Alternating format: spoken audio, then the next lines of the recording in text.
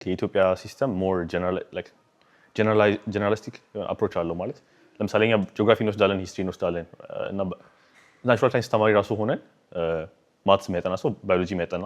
አይደለ ኬሚስትሪ የሚያጠና ነው ፕሪፕ የምንገባው እዚህ ከኮሪያም ከሌሎች ሀገራትም የማየው ነገር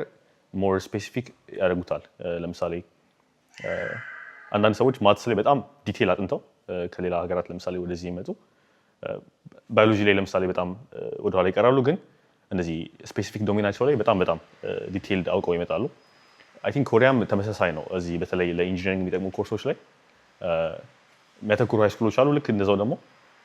ወደ ለምሳሌ ሶሻል ሳይንስ የሚያተኩሩ ቦታዎችም ይኖራሉና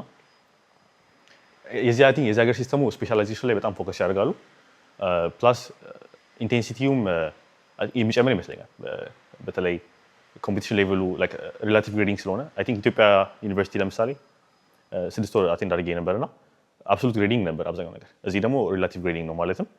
አብራችሁ የሚሰራ ሰው እስከሰቀለ ድረስ እናንተም አብራችሁ ከፍ ማለት አለባችሁ አለበዛ ግሬዲንግ ላይ ሪፍሌክትድ ይሆናልና ሶ እዚህ ሞር ኮምፒቲሽን ላይ ፎከስ ያደርጋል ፕላስ ስፔሻላይዝ ማድረግ ላይም